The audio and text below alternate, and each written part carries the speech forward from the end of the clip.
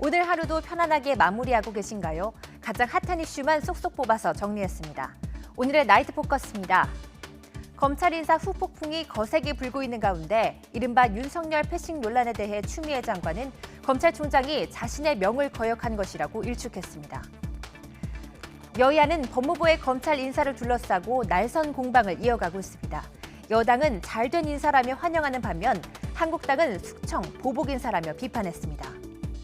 오늘 한국당과 새로운 보수당이 참여하는 통합추진위원회가 구성됐습니다. 4.15 총선을 앞두고 보수통합 논의가 급물살을 탈 수 있을지 주목됩니다. 오늘의 나이트 포커스 시작합니다.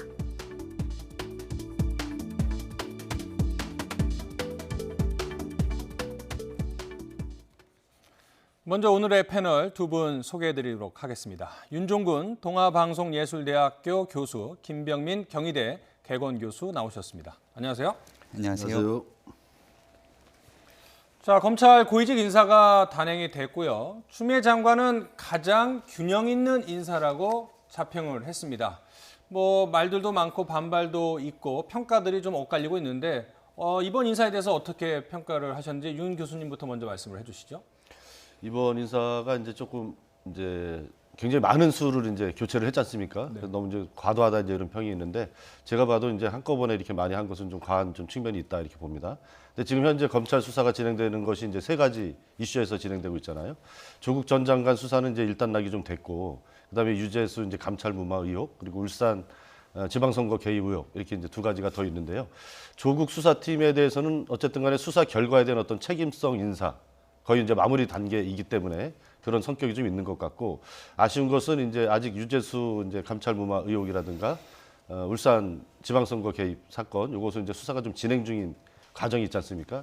그래서 그 부분을 수사하는 팀까지 이번에 전면적으로 교체한 것에 대해서는 국민들 입장에서 보기에 요것은 좀 너무 과하지 않았느냐, 그런 좀 비판적인 평가가 있을 수 있다고 생각을 합니다. 네. 국회에서 법사위 전체회의가 열렸는데 추미애 장관이 이번 인사에 대해서 답변을 했습니다. 상당히 절차 없이 강행됐다라는 야당 논란에 대해서 작심한 듯 인사 과정을 설명을 했는데요. 들어보시죠.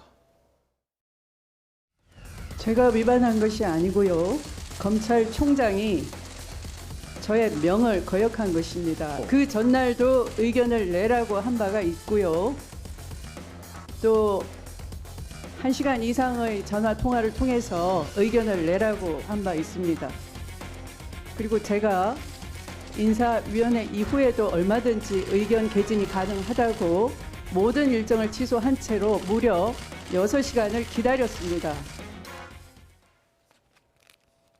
명을 검찰총장이 거역을 했다. 상당히 단호하고 어떻게 보면 요즘 같은 시대에는 잘 쓰지 않는 표현이 아마 자신의 명을 거역했다. 이런 표현인 것 같은데, 이렇게 강경하게 이야기한 것은 어떤 상명하복이나 법무부 밑에 있는 검찰총장이 지시를 안 따랐다라는 점을 상당히 강조한 것으로 보이는데, 이 표현에 대해서는 어떻게 보십니까? 네, 이른바 항명 프레임을 씌우려고 하는 것 아니냐라고 하는 비판 섞인 목소리도 분명히 존재를 하는데요. 검찰청법에 따라서 법무부 장관이 검사 보직 인선에 대해 대통령이 제청을 할 때는 검찰총장이 인선 의견을 반드시 듣도록 하고 있습니다. 하지만 분명히 추미애 법무부 장관은 전날 윤석열 총장을 만났던 대담하고 있는 과정 속에서 이 인사에 대한 안이 없다라고 얘기를 했고요. 여기에 대한 인사위원회가 개최되기 30분 전에 이 의견을 듣기 위해서 오라고 한 것은 요식행에 불과하다. 요즘 말로 답정너라고 얘기를 하는데요. 답은 정해져 있으니까 그냥 대답만 해라고 하는 행위로 검찰 조직이 받아들이게 됐다라면 살아있는 권력을 상대로 수사하고 있는 인사들을 좌천시키기 위한 법무부의 인선에 절대로 찬성할 수 없다라고 하는 의지를 좀 보여준 것이 아닌가 싶고, 조금 전에 교수님 말씀하셨던 것처럼 이 모든 일들에 대해서 결국 청와대의 권력을 수사하고 있는 일들을 무력화시키는 이 법무부의 이러한 행동들과 청와대의 행동에 대해서 과연 국민들은 어떻게 평가할지 국민의 평가의 몫으로 남게 되지 않을까 싶습니다. 이번 인사로 청와대를 겨냥한 수사 지휘부가 대폭 교체가 되면서 검찰 내부는 뒤숭숭한 분위기입니다. 무엇보다 검찰 반응이 궁금한데요. 차정윤 앵커가 정리를 했습니다. 네, 추미애 표 검찰 인사에 대해 대검 관계자는 이미 발표한 사안에 대해 언급하는 것은 바람직하지 않다며 조심스러운 입장을 보이고 있습니다. 윤석열 검찰총장도 아직 공식 입장을 내지 않고 있는데요. 다만 윤 총장은 어제 인사 발표 직후에 대검 참모진들과 저녁 식사를 했다고 합니다. 이 자리에서 윤 총장은 해야 할 일을 했다면서 각자 맡은 자리에서 열심히 해달라는 격려의 말을 한 것으로 전해지고 있습니다. 사실 윤 총장이 어떤 선택을 할지 초미의 관심사인데 이번 지금까지의 상황을 보면 할 일을 했다, 각자 맡은 자리에서 열심히 하자, 뭐 이런 얘기를 했다라는 거는 자신의 맡은 직분을 계속 하겠다, 뭐 이렇게 해석을 해도 될까요? 그렇죠. 이제 윤석열 총장 같은 경우는 이제 원칙주의자 이제 이렇게 정평이 나 있지 않습니까? 네. 그리고 이제 그 어쨌든 간에 검찰의 인사권은 법적으로 법무부 장관이 갖고 있는 것이 이제 합법적인 사실이고 그렇기 때문에 이제 법을 위반해서 항명하거나 뭐 사퇴하거나 이런 입장을 밝히진 않을 것 같고요. 네. 그리고 또 지금까지 정치적으로 논란이 되었던 이제 공수처 설치에 대해서도 윤석열 총장은 일관되게 이제 그 공수처 자체를 반대하지는 않았어요.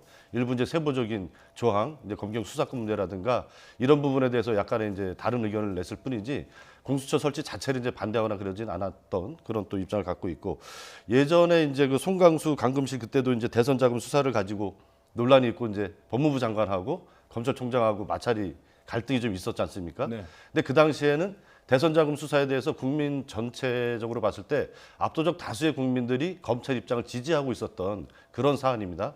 그러나 이번에 진행된 조국 전 장관 사건을 둘러싸고 그 위에 벌어지는 여러 가지 사건에 대해서는 지금 검찰 수사에 대해서 국민들이 아낌없는 박수를 보내주고 있는 이런 상황이 아니에요. 네. 거의 이제 반반 이제 양분되어서 어떤 사안은 또 검찰 수사에 대한 반대하는 여론이 또 높기도 하고 어떤 거는 좀 약간 낮기도 하지만 전체적으로는 팽팽하게 이렇게 검찰 수사를 지켜보는 국민 여론이 형성되어 있단 말이죠. 이런 상황에서 윤석열 총장이 이번에 인사안을 가지고 검찰의 어떤 수사 결과를 받아들이지 않는 이런 문제가 아니고 네. 인사권, 법적으로 규정되어 있는 법무부 장관이 가지고 있는 인사권을 문제 제기하면서 어떤 뭐 이제 수사를 내려놓거나 이런 일은 발생하지 않을 것 같고요. 지속적으로 이제 하던 대로 수사를 좀 진행하지 않을까 예, 그렇게 생각을 합니다.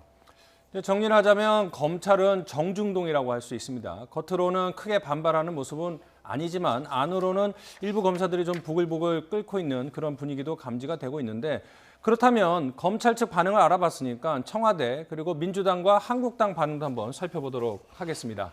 먼저 청와대는 검찰 인사 과정에서 원만치 않은 일이 발생해서 유감이다. 이거는 이제 아마 윤석열 총장이 추미애 장관의 호출에 동의하지 않고 불응한 거에 대해서는 지적을 한 것 같고요. 민주당 같은 경우에는 인사명령 복종은 공직자의 의무다. 이렇게 강조를 했고요. 한국당은 좌파 독재 기반을 구축하기 위한 학살이다. 뭐 사화다, 조선시대를 비유해서 사화다, 학살이다 이런 강경한 표현을 쓰고 있는데 먼저 청와대 반응부터 알아보면 뭐 원만치 않아 유감이라는 그 말도 하면서 그러면서도 뭐 검찰총장 불신임 이런 거는 생각해 본 적이 없다라고 임기 보장을 할 것 같은 얘기를 했습니다. 네, 왜냐하면 검찰총장의 임기는 2년으로 보장이 돼 있는 상황이기 때문에 여기서 무리하게 검찰총장에 대한 인선을 단행하게 되는 순간 여론이 급격하게 안 좋아질 수 있는 그런 무리수를 청와대가 하등의 이유가 없을 겁니다. 특히 이번에 있었던 검찰의 대규모 인선에 대해서 지금 여론이 어떻게 흘러갈지에 대해서도 아마 여권과 청와대는 촉각을 곤두세우지 않을까 싶은데요. 네. 결국은 100일도 남지 않은 4월 15일 총선에 이러한 일들이 그대로 민심에 영향을 미치면서 과연 이것이 청와대에 도움이 될 것인지 아니면 반대급부적으로 민심이 기우기 시작하면서 완전하게 청와대로 역풍이 불게 될지는 아무도 알 수가 없을 겁니다. 근데 우리가 여기서 유심히 눈여겨봐야 되는 건 윤석열 검찰총장이라고 하는 인물이 가지고 있는 상징성인데요. 윤석열 검찰총장은 이번에 검찰총장이 되기 이전부터 많은 국민에게 각인됐던 단 한 가지의 사건은 살아있는 권력에 대해서도 엄정하게 수사하는 결국 사람에게 충성하지 않는다라고 얘기했던 그 기강이 있는 검사 윤석열을 많은 국민들이 기억할 겁니다. 시간이 지나고 나서 그 윤석열이라고 하는 검사를 세상에 불러냈던 건 결국 권력이 아니라 민심의 흐름이었다고 생각이 되는데요. 네. 지금 현재 권력으로부터 본인이 수사선상에 있는 여러 손발이 함께 다 잘려나갔다고 표현되고 있는 상황일지라도 본인 스스로는 그동안 진행했던 수사를 면밀히 이끌어갈 거라고 얘기를 할 것이고 과연 그럼에도 불구하고 새롭게 인선된 새로운 검사 지휘부에서 이러한 수사에 비협 비협조적으로 나오게 된다면 결국 그 후폭풍은 여론으로 돌아갈 수밖에 없기 때문에 지금부터 윤석열 총장이 믿고 있는 건 결국 국민의 민심과 여론을 바탕으로 수사를 진행하겠다는 의지를 갖고 있지 않을까 싶습니다. 네. 윤석열 총장이 민심의 흐름에 따라서 여러 가지 고심을 할 것 같다라는 분석이십니다. 자, 검찰 인사 후폭풍 정치권에도 거세게 불고 있는데요. 여야가 검찰 인사와 관련해서 이제 극명한 입장 차이를 설명드린 대로 보이고 있는데 먼저 더불어민주당의 입장부터 들어보시죠. 인사권자의 인사 명령에 복종하는 것은 공직자의 가장 기본적인 의무입니다. 이런 의무가 검찰이라고 예외할 수 없다는 점을 분명히 말씀드립니다. 대통령의 인사권에도 스스럼 없이 도전할 수 있다는 오만방자한 인식과 행태에 대해 사죄해야 합니다. 이번 검찰의 행태는 명백한 항명으로서 이에 대해서는 공직기관 확립 차원에서 철저한 조사와 엄중한 조치를 통해 헌법과 법률에 따라 운영되는 국정의 기본을 바로 세워야 할 것입니다. 들으신 대로 오만방자하다, 항명이다 이렇게 규정을 했습니다. 윤 총장에 대한 이걸 흔들기라고 해야 되나요? 때리기라고 하나요? 사실상의 어떤 불만족한 낙인을 찍은 걸까요? 어떻게 봐야 됩니까? 지금 이제 윤석열 총장이 이끌었던 조국 전 장관에 대한 이제 수사 이런 것에 대한 어떤 청와대나 집권 여당 민주당의 입장을 정서를 이제 한마디로 말씀드리면 조국 장관에게 이제 일부 문제가 있는 거는 맞다, 그건 잘못됐다. 그러나 그렇다고 해서 지금 검찰이 진행하는 수사가 절차나 이런 수사의 영역, 범위 이런 것이 정당했느냐 이런 것에 대해서는 너무 과도하다 이런 인식이 저변에 좀 깔려 있는 것 같습니다. 그러니까 예전에 이제 우리가 통진당 이제 그 내라는 사건 같은 경우만 해도 수사 검사가 한 5, 6명 정도 수준이었고 압수수색도 10여 차례 이런 건데 지금 이제 조국 전 장관 같은 경우는 수십 명의 검사를 투입해서 80여 군데에 달하는 또 100일이 넘는 기간 동안 거의 여론을 지금 장악하다시피 하면서 수사가 진행됐지 않습니까? 네. 그러나 그 결과로 내놓은 수사 결과라고 하는 것은 굉장히 초라하죠. 가장 핵심적으로 얘기가 됐던 이제 사모펀드 문제, 이것은 거의 수사 선상에서 지금 배제가 제외가 되어 있고 표창장 위조 의혹 같은 경우도 본인의 문제가 아니고 이제 부인 문제였었는데 9월 6일 이제 그 기소 문제도 지금 재판부에서 공소장 변경 자체를 지금 받아들이지 않고 있는, 그래서 검찰 수사가 굉장히 난항에 빠진 이런 상황이란 말이죠. 그래서 조국 전 장관 수사에 어떤 검찰이 투입한 인적, 물적 자원, 또 압수수색 이런 것에 비해서는 범죄 혐의로 입증된 것이 너무 이제 무게추가 맞지 않는 거죠. 네. 그렇기 때문에 파리를 잡으려면 이제 파리채를 써야 되는데 해머를 들고 이제 파리를 잡으려고 했던 이런 모양새가 연출되다 보니까 그런 측면에서 청와대나 집권 여당 입장에서는 이제 불만이 좀 있을 수밖에 없는 그런 상황으로 이해를 해야 될 것 같습니다. 이에 반해서 한국당은 숙청이다, 보복 인사, 검찰에 대한 탄압 이렇게 목소리를 높이고 있는데요. 한국당 지도부의 목소리 들어보시죠. 검사들에 대한 수사, 검사들에 대한 문 정권에 대한 수사를 하고 있는 검사들에 대한 탄압이었습니다. 측근 수사를 무력화해서 수사 방해하려고 한 것입니다. 이것은 사실상 말씀드린 바와 같이 사화에 가까운 숙청입니다.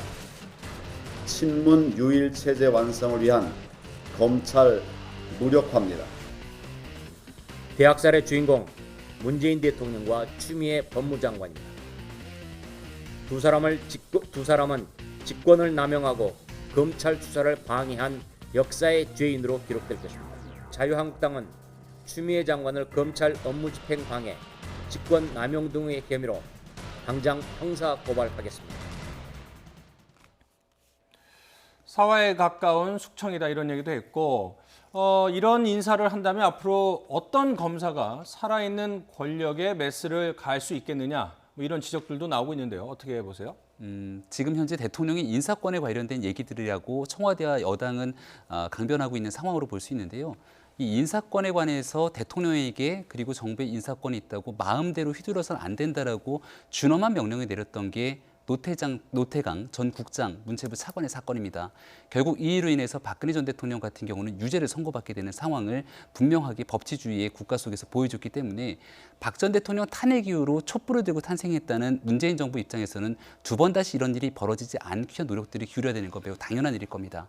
하지만 현재 문재인 대통령이 이끌고 있는 이 청와대를 향해서 살아있는 권력을 향해서 수사가 진행되고 있는 상황이고 더군다나 법무부 장관 추미애 장관 같은 경우도 고발이 돼 있는 사건이기 때문에 여기에 대해서 본인 스스로 혹은 여권과 청와대를 향해서 수사가 들어갈 수 있는 내용을 방해하는 의도로서 검찰 조직의 인사가 단행됐다면 이후에 추가적인 수사를 통해서 이 일이 진실로 드러나게 될 경우 추후 얘기하고 있는 직권남용 그리고 수사방해 등에 대해서 법적인 처벌을 피해갈 수 없는 상황이 올지도 모릅니다.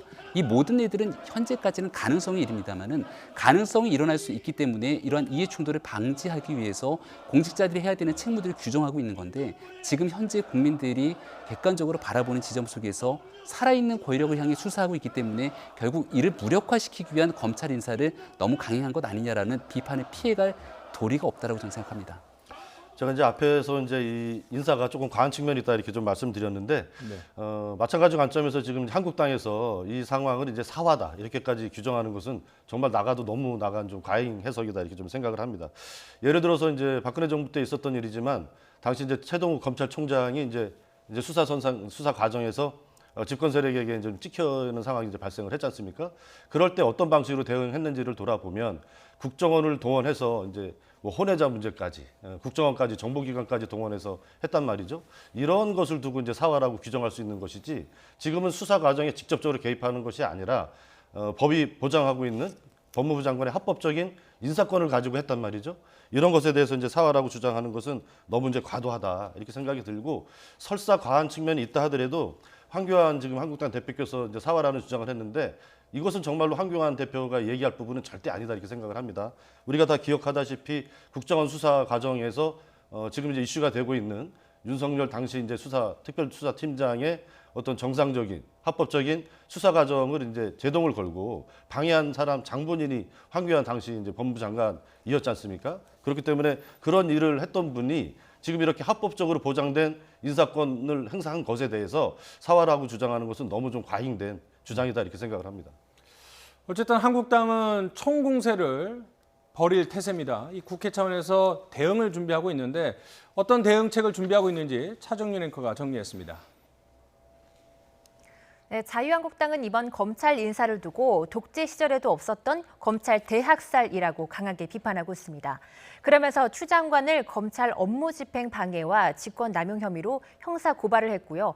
또 국정조사 요구와 추 장관에 대한 탄핵 소추안 제출을 진행할 것이라고 예고했습니다. 또 한국당은 공약 개발단을 출범하면서 정권 심판론에 불을 붙이겠다는 전략인데요. 총선 1호 공약으로 공수처 폐지를 꼽으면서 검찰 인사에 대한 독립성을 강화하겠다고 강조하기도 했습니다. 네, 뭐 이것저것 준비를 하고 있는데 뭐 눈에 띄는 거는 총선 1호 공약으로 공수처 폐지를 얘기를 했는데요. 그러면 이번 총선에서 핵심 의제로 공수처, 검찰 개혁, 뭐 이 문제를 들고 나오겠다라는 전략인가요? 아마도 이 문제에 대해서 검찰이라고 하는 이 수사기관의 독립성에 관련된 문제를 한국당 의제로 들고 나올 가능성이 매우 높아 보입니다. 그동안 집권 여당이 얘기하기로는 검찰 개혁이라는 미명을 얘기를 하고 있는 상황이었고 오히려 이 개혁 과제를 반대하고 있다라고 얘기를 하고 있었는데요.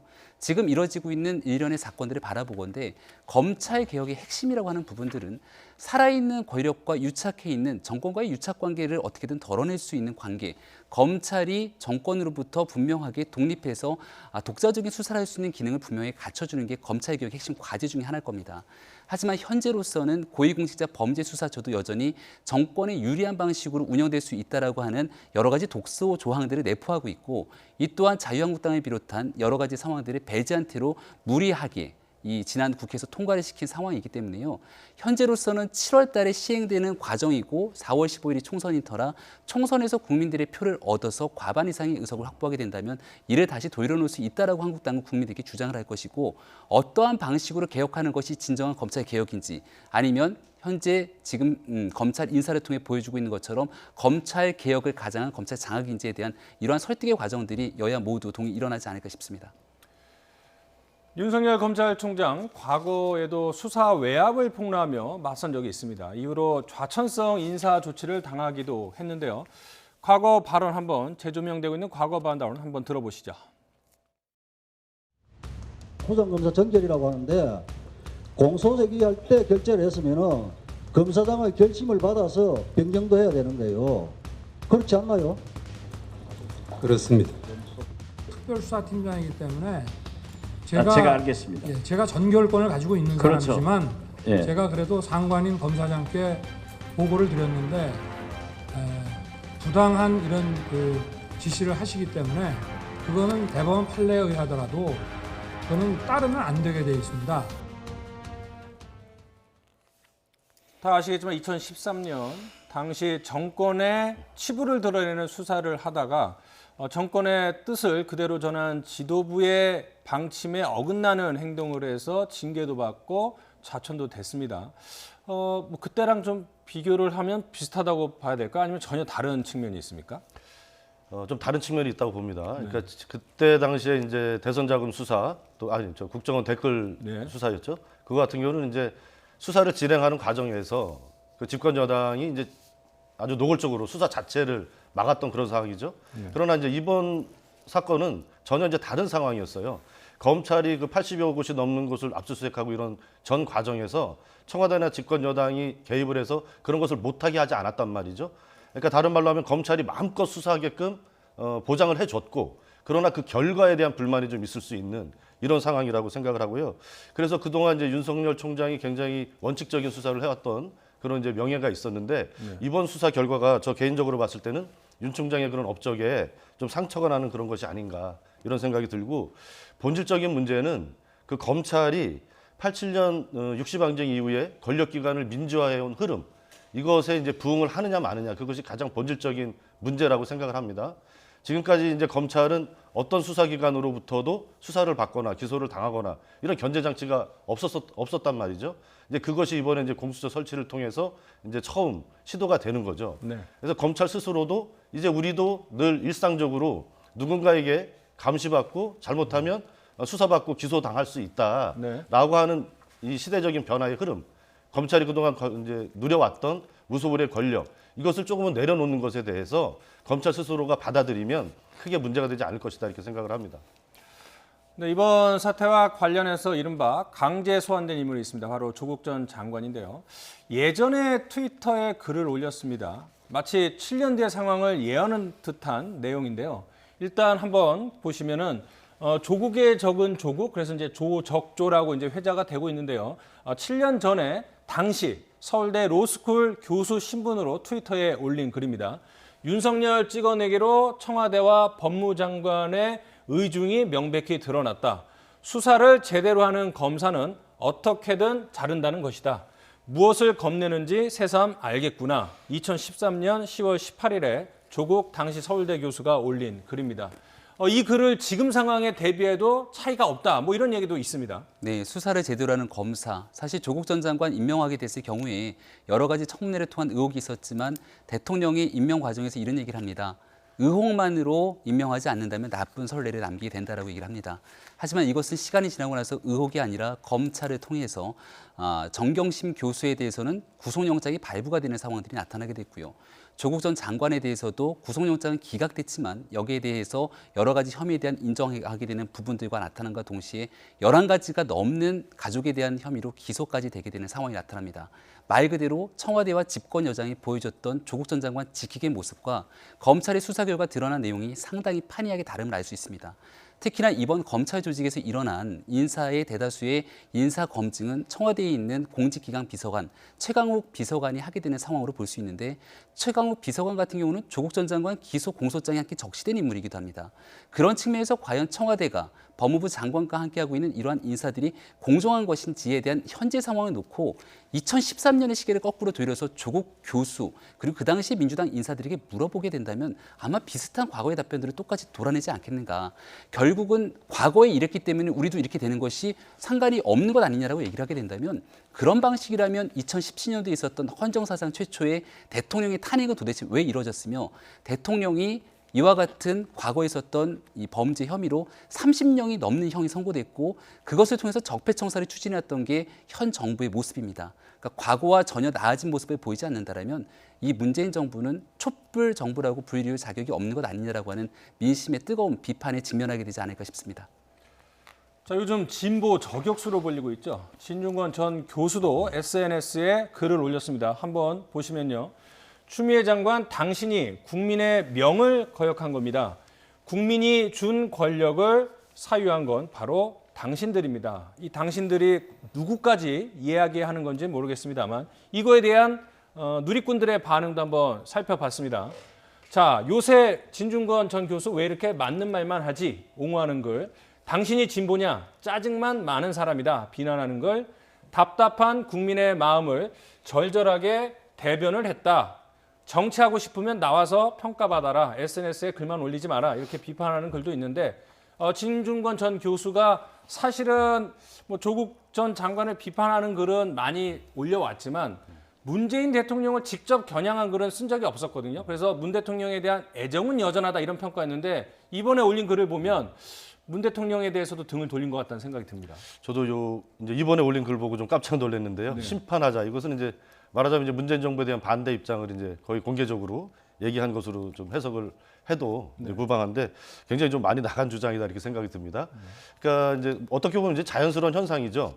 정권 이제 국정농단 사태, 탄핵 사태를 거치면서 정권을 이제 새로운 정권을 창출하기 위해서는 모든 세력이 이제 새롭게 통합하고 이제 뭉쳐서 정권을 만들게 되지 않습니까?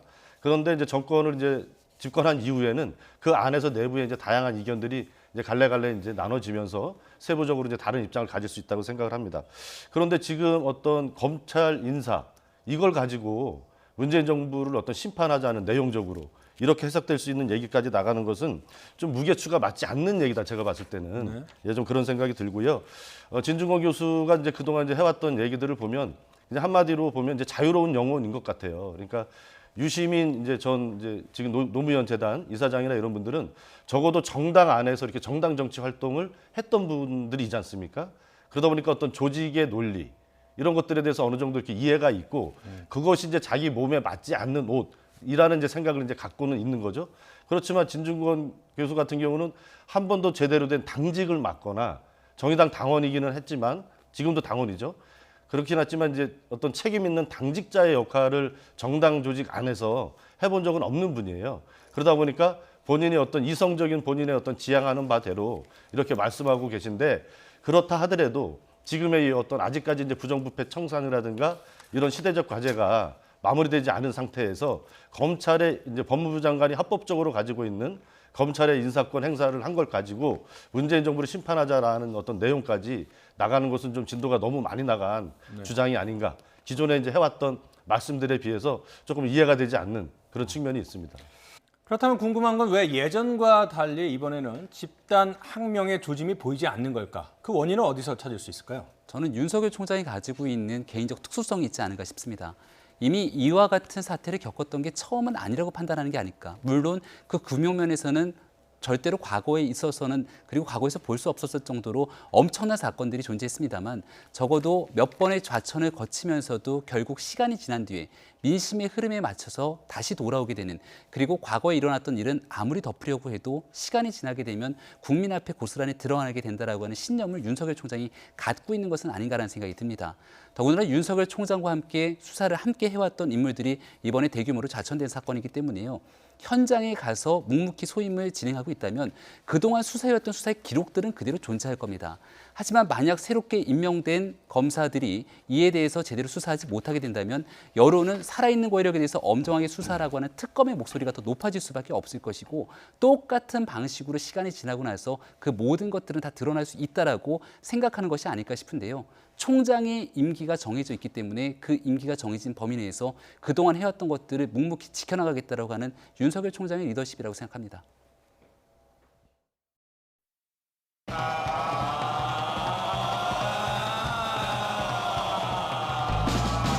이번 총선은 문재인 정권을 심판하는 선거입니다. 문재인 정부의 잘못된 국정운영과 권력 남용에 대해 보수와 중도의 많은 국민들이 이를 바로잡기를 원합니다. 탄핵의 강을 건너자, 개혁보수로 나아가자, 낡은 집을 허물고 새 집을 짓자. 이게 그렇게 어렵습니까? 팀원칙이라는 이런 부분들도 이미 다 받아들이므로 이제는 유승민 의원을 비롯한 신보수 쪽에서 큰 결단을 내려야 된다. 이 3원칙에 대해서 황교안 대표가 동의하는지 대표 본인이 공개적으로 입장을 밝혀야 된다.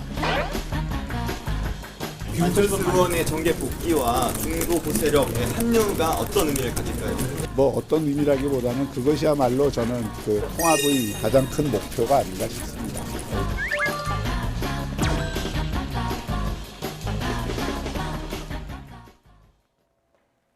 네, 보신 대로 보수 통합, 보수 야당의 통합이 첫 발을 뗐다 뭐 이런 평가들이 있는데 아마 관전 포인트는 황교안 대표가 주도를 할 것인지 아니면 자신의 기득권을 내려놓을 것인지 또 유승민 의원이 이야기한 3원칙, 뭐 탄핵 문제들을 포함한 3원칙을 어떻게 공개적으로 해결하고 갈 것인지 마지막으로 안철수 전 의원, 전 대표가 이 통합 논의에 본격적으로 합류를 할지 이 세 가지가 아마 이 세 사람을 둘러싼 논의가 관전 포인트 아닌가 싶은데 뭐 첫 발을 뗐다 이런 평가 좀 의미 있다고 윤 교수님은 좀 보시나요? 그렇죠. 어쨌든 간에 그동안 이제 많은 논란이 있었는데 이제 조직을 만드는 것에 합의를 했기 때문에 네. 보수 통합에 이제 큰 물살은 탔다 이렇게 좀 생각을 합니다. 그렇지만 이제 언제나 우리가 이제 정치권에서 이루어지는 협상 과정에서 보고 느끼는 것이지만 네. 악마는 이제 디테일에 좀 있죠. 그러니까 총선이 이제 불과 100일 앞으로 다가왔기 때문에 결국은 가장 중요한 것은 총선 지분 문제, 공천권 문제 이제 이런 것들이 논란이 좀 많이 될 것 같고 그러나 이제 제가 봤을 때 좀 큰 틀에서 아쉬운 것은 네. 보수 통합을 하는 것은 좀 한국의 좀 보수 개인적으로 희망하는 바는 이번 이제 통합을 계기로 해서 한국의 좀 보수 세력이 좀 더 좀 합리적인 보수로 거듭나는 박근혜 이제 탄핵 또 국정농단 사태로부터 벗어나서 좀 합리적인 보수로 거듭나는 그래서 국가의 품격을 높이는 보수로 거듭나는 계기가 되면 좋겠다 이런 좀 희망사항을 갖고 있는데 좀 아쉬운 것은 보수 통합을 하면서 아까 이제 앞에서도 이제 화면에 봤지만 그 첫 번째 레고하는 것이 이제 반문재인 여기를 이것으로 이제 뭉친다 이런 거지 않습니까? 그리고 이제 그 앞에서도 나왔지만 그 한국당에서도 1호 총선 공약이 무엇을 민생 경제 분야에서 무엇을 하겠다 이런 공약이 아니라 공수처 폐지, 문재인 정권 반대 이런 식의 어떤 네거티브적인 부정적인 언어로 또 총선을 준비하고 있는 것에 대해서는 좀 매우 좀 우려스럽다. 그래서 무엇을 반대하기 위한 것보다는 우리가 보수 통합을 해서 그 결과로서 한국의 보수 세력들을 어떻게 새롭게 혁신하겠다. 이런 좀 보다 밝은 비전을 가지고 국민들한테 말씀을 드리는 것이 예의가 아닐까 이런 생각을 합니다. 과연 이제 보수가 통합만 하는 것이 아니고 어떤 비전을 유권자들에게 제시할 것인가가 중요하다는 그런 말씀이셨는데요. 국회 사무총장 등을 지낸 인물이죠. 박형준 교수가 위원장을 맡게 됐습니다. 또 박근혜 전 대통령 탄핵 문제보다는 이번 총선을 위해 함께 뭉치는 게 중요하다 이렇게 이야기를 했는데요.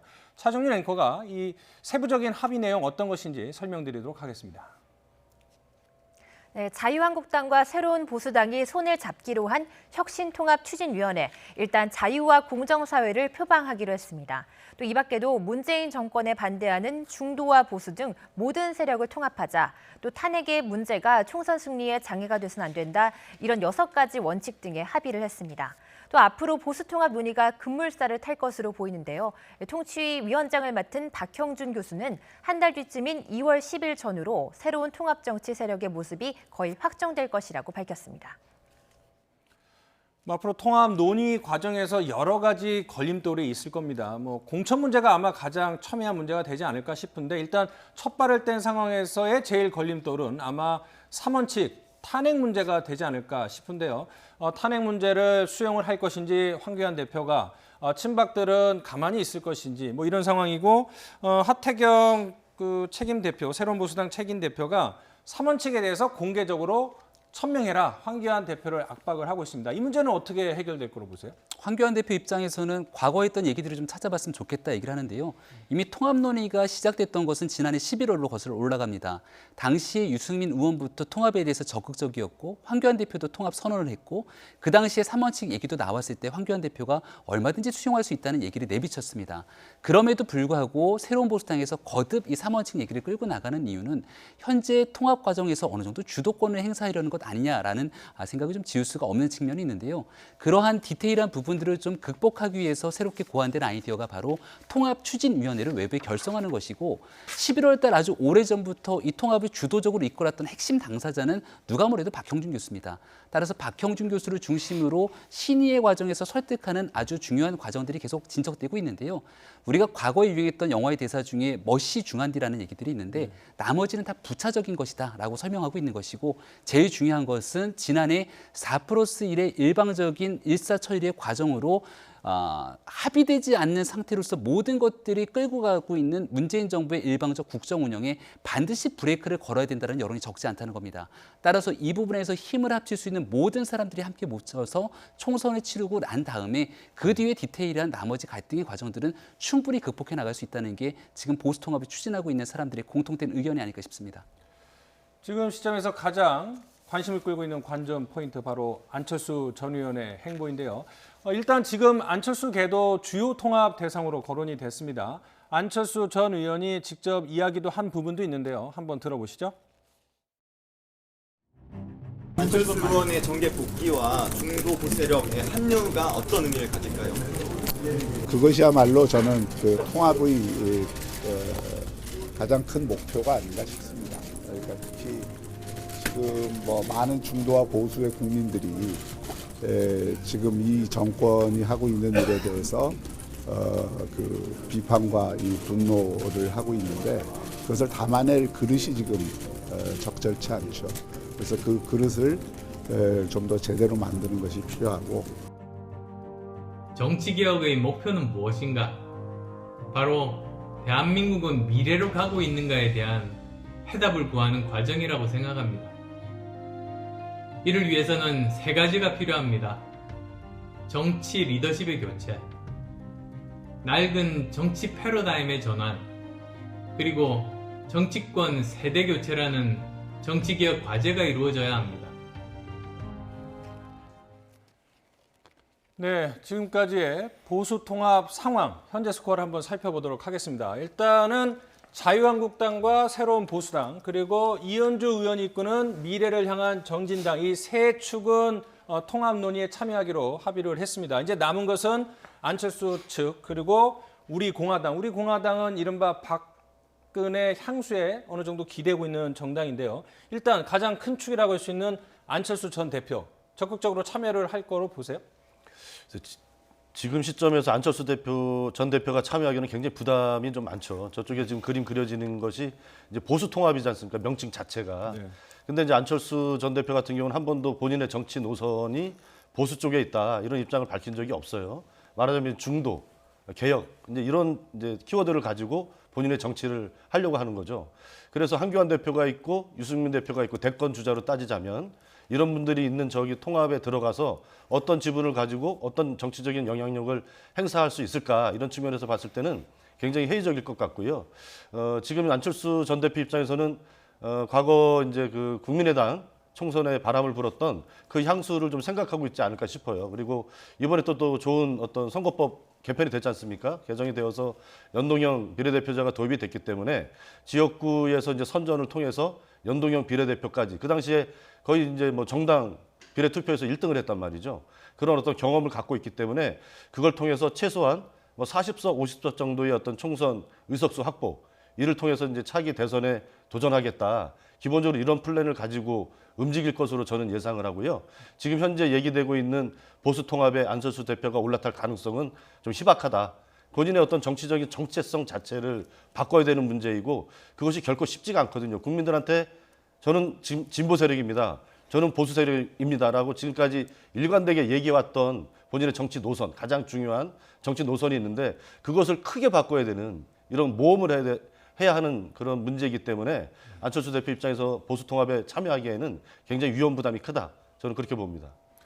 그렇게 이제 한마디로 지금까지 논의되고 있는 보수 통합 논의의 이념적 스펙트럼이 넓지는 않기 때문에 또 여러 가지 정치적인 고려 때문에 안철수 전 의원의 입지가 그렇게 넓어지지는 않을 것 같다. 뭐 이런 분석을 해주고 계시는데 댓글들도 한번 살펴보도록 하겠습니다.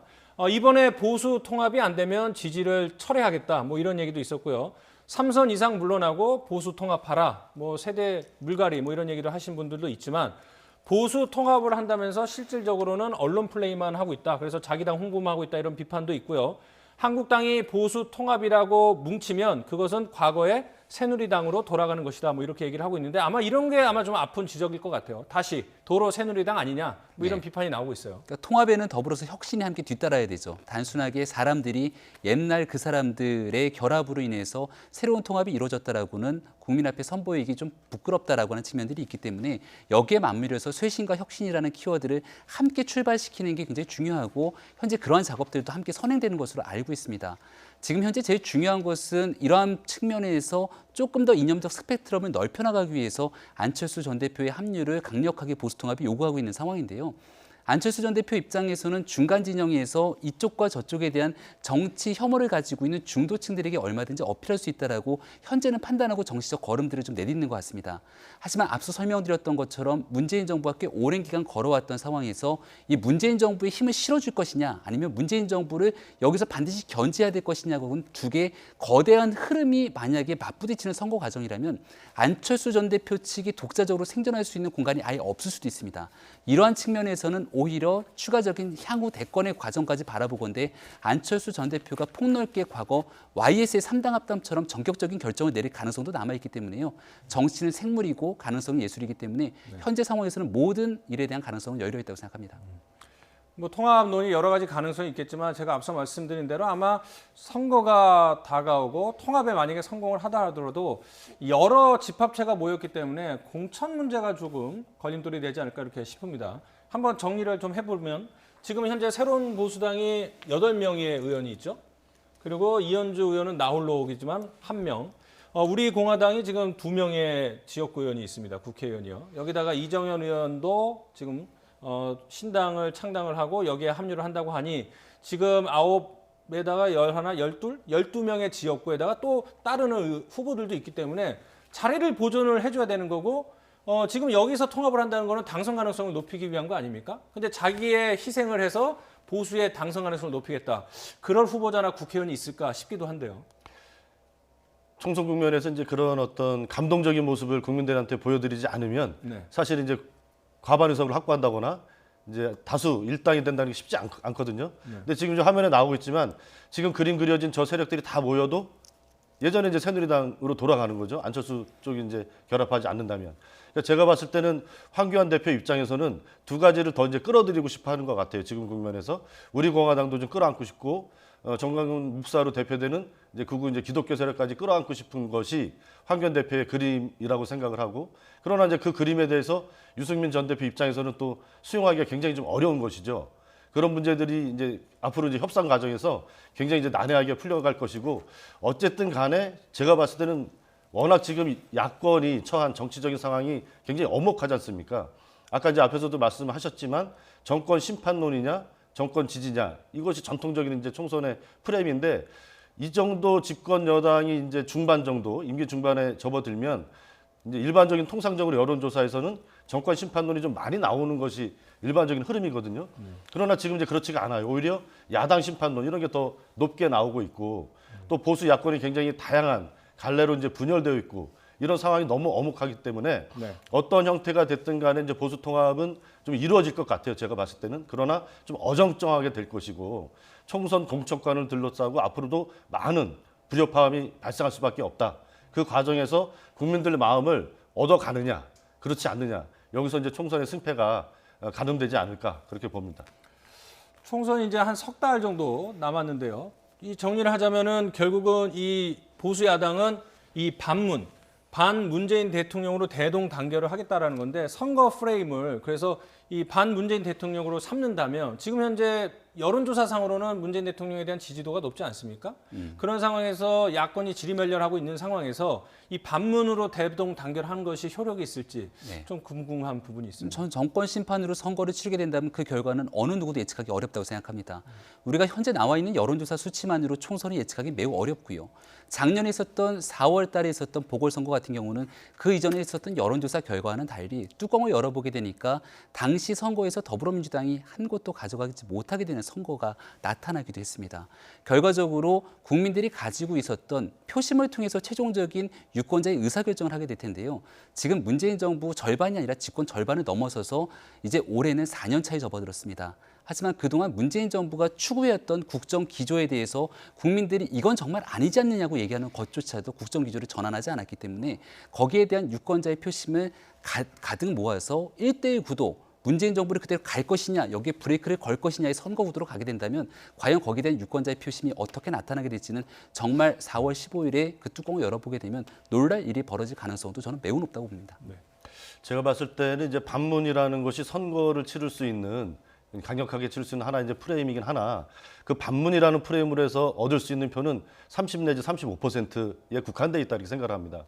나머지 20, 30%에 이르는 이제 중도 세력을 가져오기 위해서는 반문이라는 기치만으로는 안 되고 새로운 보수, 우리가 박근혜 탄핵을 반성하고 새로운 보수로 거듭나겠다, 품격 있는 보수로 거듭나겠다. 지금처럼 장애투쟁으로 좀 일관하고 있는 이런 모습에서 거듭나겠다. 그래서 새로운 보수 세력으로서의 어떤 비전을 국민들에게 제시를 해야만 중간에 있는 중간지대에 있는 중도층의 표를 가져올 수 있는 거거든요. 그렇기 때문에 반문이라고 하는 것이 선거 프레임의 하나로 이제 뭐 야권에서 좀 깔아놓고 이제 가고 싶어하는 것은 이해를 하지만 그것이 총선 승리를 절대로 담보할 수가 없다. 중도층을 가져오려면 국민들의 민생 경제 문제를 해결하기 위한 획기적인 정책이라든가 보수의 새로운 변화된 모습, 이런 새롭고 비전 있는 모습을 만들어내지 않으면 중도층의 표심을 가져올 수가 없다. 그래서 반문으로 이번 총선을 치르겠다라고 하는 입장은 국민들 입장에서 봤을 때는 좀 이해할 수가 없는 그런 입장이고 하루빨리 좀 바뀌어져야 된다. 그래야만 야권이 총선에서 국민들에게 먼저 뭔가 긍정적인 측면에서 표를 얻을 수 있는 새로운 프레임이 필요한 때다. 저는 그렇게 생각을 하고 반문으로 이번 총선을 또 치르게 되면 앞으로 이제 보수 야권이 국민들에게 본인들이 보수 통합을 통해서 만들 수 있는 국가의 비전이 무엇인지 어떤 정책을 추진하고자 하는 것인지 이런 것을 보여줄 수가 없다. 그래서 지금이라도 좀 궤도 수정을 해서 민생 경제 분야로 시선을 옮겨가야만 중간에 있는 국민들 또 전체 대한민국 국민의 지지를 얻어나갈 수 있을 것이다. 저는 좀 그렇게 생각을 합니다. 자, 통합을 성공하든 못하든 이 보수 진영에서 어떤 비전을 제시해야지 많은 유권자들의 마음을 얻을 수 있을까? 그 분석이 좀 필요할 것 같아요. 교수님 말씀에 전적으로 동의하고 있는 지점들이 있고요. 네. 그것은 국민들, 특히 유권자들이 정말 먹고 살기 어렵다라고 하는 경제적인 관점이라든지 여러 가지 불만 섞인 일들을 다 해소시켜주는 것이 분명히 보수 야당에게 필요한 일이라고 봅니다. 하지만 제가 앞서 얘기했던 문재인 정부의 중간 평가와 정권 심판에 대한 선거가 치러질 수 있다고 얘기 드린 것은 문재인 정부가 그동안 집권 4년 차에 접어들면서 국민들의 생활을 풍요롭게 만들어줬다라면 이러한 프레임이 설정되지 않을 겁니다. 문재인 정부 들어서 있게 되는 부동산 정책으로 인해서 이 부동산 값의 폭등, 결국 가지지 못한 자들이 부동산에 대해서 갖게 되는 엄청난 불만의 목소리가 도처에 깔려 있습니다. 일자리 대통령을 자임했습니다. 그럼에도 불구하고 일자리가 늘어나지 않았고 이 최저임금 등으로 인한 소득주도 성장 정책으로 인해서 대한민국의 경제 성장으로 모든 국민들이 먹고 살기 좋다라고 하는 얘기를 듣기가 어려운 상황들이 존재하고 있습니다. 말 그대로 조금 전에 말씀하셨던 국민들을 위한 미래와 희망의 메시지를 전달하기 위해서 꼭 필요한 것은 문재인 정부가 추진하고 있는 정책의 브레이크를 걸 때만이 그 모든 일들을 해결해 줄 수 있는 또 다른 희망 섞인 메시지를 함께 나타낼 수 있다고 보수정당은 선거를 치를 거라고 생각하고요. 네. 이것은 결국 따로 떼어놓을 수 있는 일이 아니라 하나의 패키지로 묶여 있다는 방식으로 선거를 치를 거라고 저는 생각합니다. 그래서 이제 개인적으로 궁금한 거는 뭐 경제 지표들 중에 이제 좋지 않은 것들도 많은데 이 경제 실정에 대한 이야기를 하지 않고 국민 생활과 그렇게 밀접하지 않은 검찰 개혁을 가지고 장애 투쟁을 하거나 국회에서 대립을 하는 것이 과연 등 돌린 유권자들의 마음을 되돌릴 수 있는 효과적인 전략인지 의구심이 드는 그런 상황입니다. 나이트 포커스 윤종군 동아방송예술대학교 교수, 김병민 경희대 개건교수와 함께했습니다. 고맙습니다.